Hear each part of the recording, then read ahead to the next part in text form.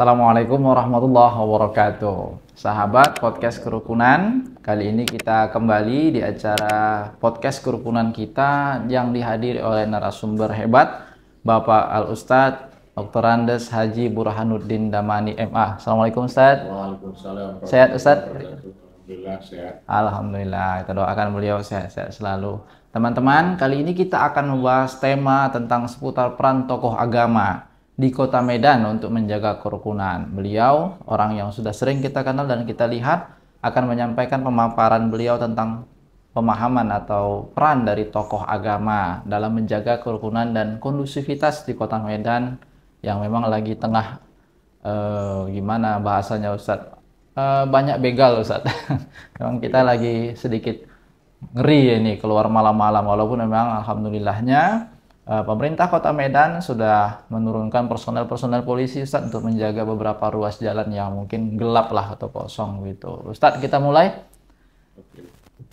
Ustadz, kira-kira menurut Ustadz bagaimana peran tokoh agama, khususnya karena Ustadz Burhan adalah tokoh agama Islam di Kota Medan, dalam hal menjaga kondusivitas dan kerukunan di Kota Medan? Terima kasih. Assalamualaikum warahmatullahi wabarakatuh. Waalaikumsalam warahmatullahi. Selamat siang, salam sejahtera untuk kita semua. Tokoh itu adalah panutan. Tokoh itu orang yang nasihatnya didengarkan, kehadirannya ditunggu. Tanpa dia serasa pertemuan itu kurang sempurna. Jadi tokoh itu dapat mengendalikan, dapat mengajak pengikutnya, masyarakatnya. Oleh karenanya, tokoh itu perannya tentu sangat besar sekali guna untuk mewujudkan kerukunan. Sebab tokoh mampu mempengaruhi, tentunya dalam hal ini mempengaruhi kebaikan seseorang untuk diajak bersama melakukan sesuatu hal yang positif, hal yang membangun, berkenaan dengan keharmonisan, diajak untuk sama-sama menjaga ketentraman, ketenangan untuk mewujudkan kerukunan. Jadi oleh karenanya kerukunan itu dapat diwujudkan antara lain dengan peran tokoh itu. Seperti yang tadi saya sampaikan bahwa tokoh ini mampu mempengaruhi, mengajak. Kalau ada tokoh yang ngomong, insya Allah didengarkan. Kalau tokoh yang berbicara, disimak. Bahkan untuk selanjutnya mereka ingat dalam benaknya dan mereka aplikasikan dalam kehidupannya. Tokoh mengajak supaya kita hidup berdampingan dalam keadaan damai dan rukun, insya Allah mudah-mudahan. Jadi oleh karenanya sekali lagi bahwa peran tokoh itu suatu hal yang luar biasa. Sampai pun jika terjadi sesuatu gesekan, kerukunan bagi umat beragama, maka pendekatan yang utama sebenarnya untuk menyelesaikan persoalan itu adalah pendekatan tokoh.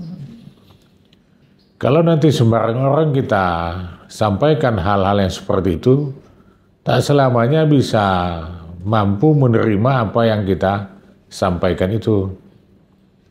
Kita ajak untuk damai, sedangkan dia sudah berapi-api, sudah sangat marah sekali, yang sudah tak rasional kan. Tapi dengan tokoh itu sudah pastilah teruji. Dia akan menyelesaikan berbagai persoalan dengan cermat, dengan mengumpulkan poin-poin sebagai pokok masalah, dan selanjutnya mungkin dia bahas bersama teman-temannya, kemudian yang mengambil sikap dan mengambil langkah solusi apa yang tepat untuk menyelesaikan persoalan yang dihadapi berkenaan dengan gangguan dan gesekan daripada kerukunan itu. Itulah peran tokoh. Dan di Kota Medan pun itu memang betul-betul dipraktekkan oleh para tokoh-tokoh yang ada di Medan. Sekiranya misalnya terjadi sesuatu gesekan itu, maka tokoh ini yang utama dulu bersama pemerintah untuk berdiskusi, untuk musyawarah. Masing-masinglah menahan umatnya. Katakan misalnya ada persoalan gesekan antara umat Islam dengan umat agama lain gitu. Maka masing-masing tokoh ini diskusi di bawah koordinasi pemerintah.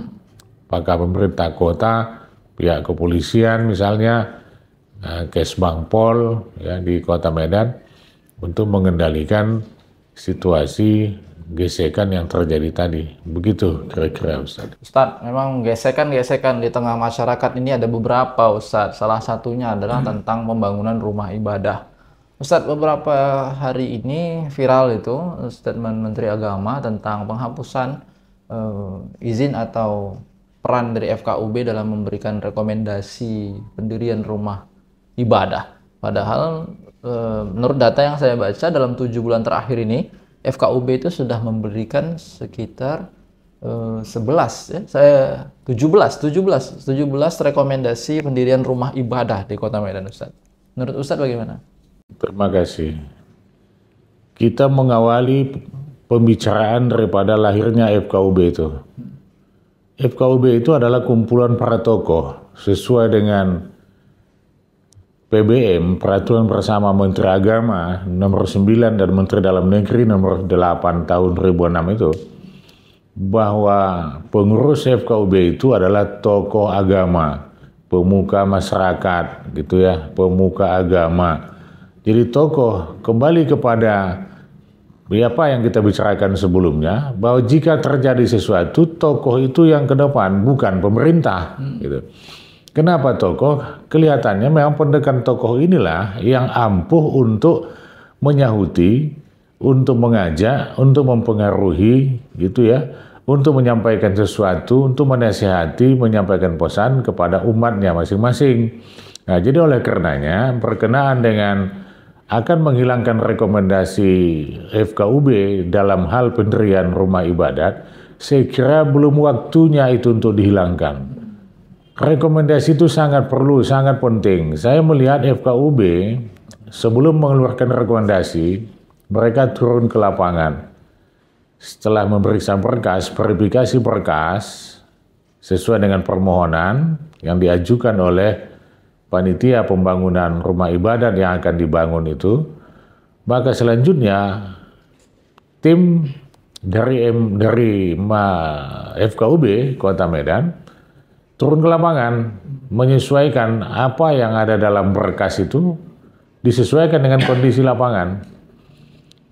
Sehingga dengan demikian, kalau sudah ada kecocokan, selanjutnya juga, bahkan jiran-jiran tetangga itu ditanya, benar apa enggak? Iya, Bapak Ibu yang punya KTP ini, benar apa enggak Bapak atau Ibu yang menyetujui, merestui, mendukung bahwa di sini akan dilaksanakan pendirian rumah ibadat, ditanya gitu ya. Jadi kecermatan dan kejelian itu saya kira masih sangat diperlukan, sangat dibutuhkan. Saya tidak mengatakan bahwa Kementerian Agama atau pemerintah tidak mampu melakukan itu, mampu. Tapi kembali berbeda barangkali komunikasi terhadap pemerintah dengan komunikasi terhadap pemuka, terhadap tokoh. Jadi penganut agama ini, umat beragama itu, sepertinya mereka merasakan akan lebih dekat dan tanpa batasan jika dia diskusi, jika dia bertemu, komunikasi dengan tokoh, dengan pemuka, ketimbang berdiskusi dan membicarakan sesuatu dengan pemerintah. Jadi oleh karenanya, apa yang dimaksudkan oleh Menteri Agama jika akan menghilangkan rekomendasi itu, saya kira belum waktunya. Masih tetap, bahkan bila perlu dikasih peran yang lebih daripada itu kan.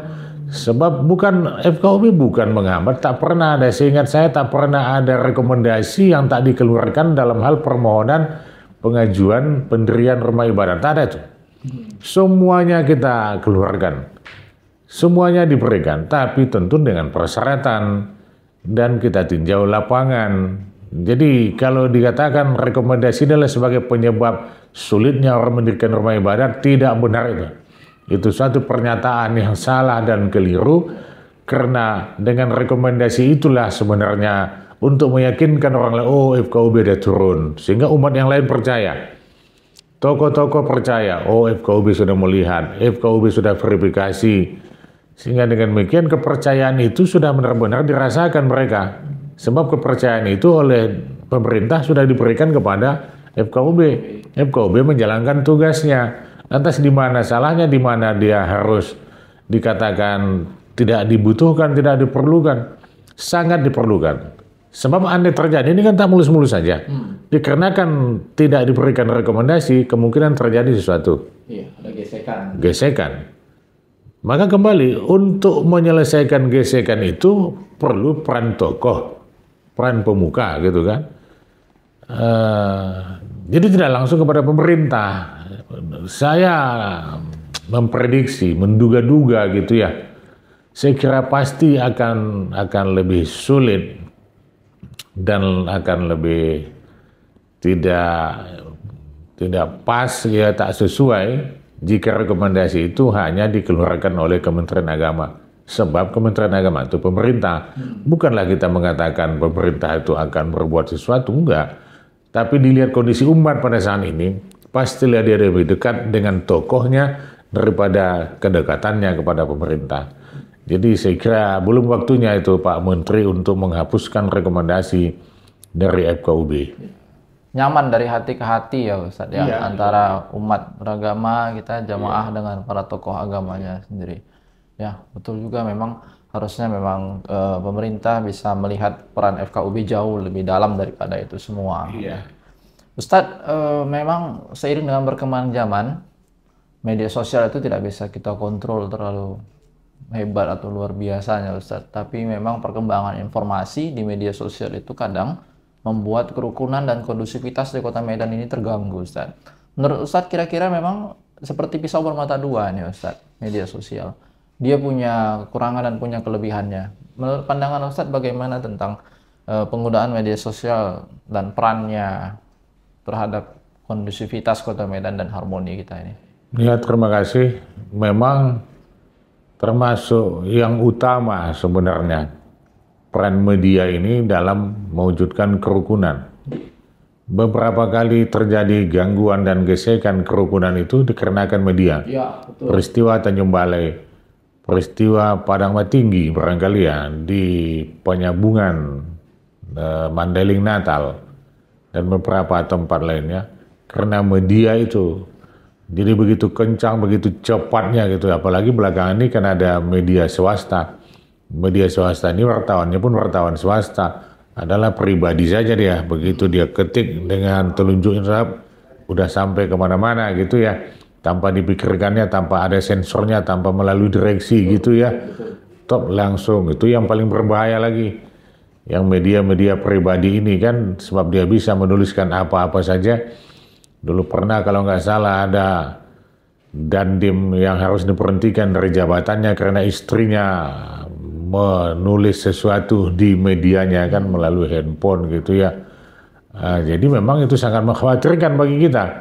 Oleh karenanya harapan kita memang, saya nggak tahu gimana prosesnya, apakah sensornya itu ada media-media pribadi, atau kalau media-media umum ini kan, media elektronik maupun cetak, saya kira pasti akan berlapis-lapis, barangkali mereka akan menyensor itu kan. Dianalisa kembali layak dicetak apa enggak, layak dikeluarkan apa enggak gitu ya. Tapi lebih mengkhawatirkan lagi saat ini yang pribadi-pribadi ini tak ada yang untuk memeriksanya, tak ada yang menganalisa tulisannya itu, sehingga dia sampai kemana-mana kan. Padahal sangat berdampak. Dia katakan misalnya terbakar di Medan gitu kan sudah heboh nih. Kalau itu ditulis pada saat ini kan sampai ke Jakarta sana akan heboh. Kira-kira seperti itu. Jadi oleh karenanya, jika memang pengendali daripada pengguna media-media ini, WA, Facebook dan sebagainya, Instagram itu, memang tak ada lembaga yang bisa mengendalikan itu barangkali, yang meng-cross-check itu, yang mensensor itu, maka himbauan kita kepada seluruh umat beragama di kota Medan ini, bantulah suasana ini. Pikirkanlah kalau terjadi sesuatu gangguan, maka akan semuanya kita mengalami kesulitan. Jangankan barangkali kita melakukan piknik, santai, keluar malam, untuk beribadat aja kita menjadi sulit. Untuk makan saja pun terancam. Karena kalau terjadi gangguan kan orang berusaha kan jadi susah. Tak bisa bekerja lagi dengan tenang. Ya, pasokan-pasokan barangkali, bahan-bahan makanan pun terganggu. Kan bisa kelaparan kita. Betul. Nah, jadi dampak terganggunya kerukunan itu luar biasa. Jadi itu harus dipikirkan oleh umat beragama. Seluruh umat beragama di Kota Medan ini jangan bermain-main dengan nilai-nilai kerukunan itu. Baguslah kalau bercanda mau berseloroh dengan bahasa-bahasa yang lain, entah dengan siapa, dengan keluarga, dengan kenalan, dengan teman ya. Tapi berkenaan dengan kerukunan ini jangan coba-coba dipermainkan. Betul. Ini sama dengan keberadaan bom gitu ya. Kan nggak boleh kita sembarang mengatakan, oh ini bom ini. Apa itu dalam tasmu? Bom. Itu kan nggak boleh itu. Tak boleh dicandai itu. Itu sangat berbahaya. Ini juga berkenaan dengan kerukunan. Jangan bercanda, jangan bermain, serius kita. Jangan ngada-ngada, jangan dijadikan bahan lawakan misalnya. Itu tak boleh. Karena begitu seseorang nanti memahami lain, maka akan berbahaya, akan terjadi sesuatu musibah yang sulit kita untuk menyelesaikannya. Saya kira begitu mungkin ya. Ya, teman-teman memang berhati-hati dengan candaan itu, dengan ucapan-ucapan kita jangan bercanda lah masalah-masalah tentang agama atau kerukunan, itu bisa merembetnya kemana-mana itu Ustaz. Ustaz terakhir, pesan dan kesan Ustaz nih untuk pemuda di Kota Medan atau kalangan masyarakat kita di Kota Medan untuk terus bisa menjaga kerukunan dan kondusivitas di tengah-tengah Kota Medan ini. Iya, terima kasih. Sosialisasi kerukunan ini memang salah satu yang melaksanakannya adalah FKUB. Hanya saja FKUB ini kan juga punya keterbatasan. Untuk itulah para pihak-pihak lain, pemerintah, instansi-instansi, termasuk juga swasta, ikut serta untuk mensosialisasikan daripada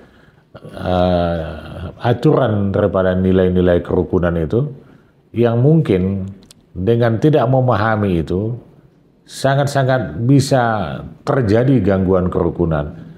Kita nggak ngerti tentang aturan mendirikan rumah ibadat seperti apa. Kita nggak mengerti tentang penggunaan pengeras suara seperti apa. Tak mengerti pula menjalankan misi atau dakwah agama tertentu. Kalau kita nggak paham itu akan berbahaya. Jadi oleh karenanya pemerintah, FKUB dan instansi lain lah, dan lembaga-lembaga swasta lain, sama-sama kita satu tujuan. Dan tak perlu kita bersaing dalam melaksanakan tugas-tugas ini kan. Bersama-sama saja kita di lapangan. Kepada pemuda juga harus. Di samping juga dia mungkin ya generasi milenial dengan berbagai keasikan dan kesibukannya. Maka dipolishlah keasikan dan kesibukan itu dengan pesan-pesan kerukunan itu menjadi hal yang utama. Silakanlah bermain apapun permainannya, tapi jangan terganggu kerukunan. Dan mulai saja itu kebersamaan itu dengan setiap pekerjaan dan kebersamaan kita. Jadi nggak harus juga asalkan berkumpul umat Islam sesama umat Islam. Harus kita membaur ya dalam kebersamaan kita. Di mana kita berada. Nanti kita melihat seperti itu masih. Kalau nanti kita diundang dalam satu tempat, ada kegiatan pemerintah yang di situ ada semua umat beragama, masih kita terpecah-pecah, terkumpul dalam satu tempat. Islamnya sini, Kristennya sana, Hindu, Buddha sini, Konghucu sini. Belum bisa berbaur lagi. Jadi oleh karenanya, kepada masyarakat, kepada umat beragama, kepada pemuda, ayo bersama-sama kita untuk mewujudkan kerukunan ini dengan apalah yang bisa kita lakukan. Orang tua dengan pesan-pesannya, dengan mampunya dia dijadikan sebagai contoh. Pemuda, silakanlah gunakan media itu. Tapi untuk mewujudkan kerukunan, bukan untuk memecah belah umat sehingga akan terjadi nanti musibah besar dalam kehidupan kita. Jadi dalam semua elemen masyarakat pasti bisa melakukan ini dengan baik. Insya Allah mudah-mudahan akan terwujud Kota Medan yang aman, kondusif, dan berkah itu. Terima kasih. Wah, luar biasa teman-teman semua apa yang disampaikan oleh Ustadz Dr. Andes Burhanuddin Damani tadi mudah-mudahan bisa kita terapkan. Silahkan bermain apa saja, jangan kotak-kotakkan diri, ini Islam, ini Kristen gitu. Berbaur bersama, apa yang bisa dilakukan, lakukan. Kita jaga kondusivitas Kota Medan dan harmoni di Kota Medan ini. Ustadz, terima kasih kami ucapkan. Mudah-mudahan Ustadz sehat selalu, kita bisa bertemu kembali dan teman-teman bisa berjumpa lagi dengan Ustadz Burhanuddin Damanik. Ustadz, kita salam kerukunan, salam kerukunan. Rukun, rukun, rukun. Assalamualaikum warahmatullahi wabarakatuh. Salam sejahtera untuk kita semua.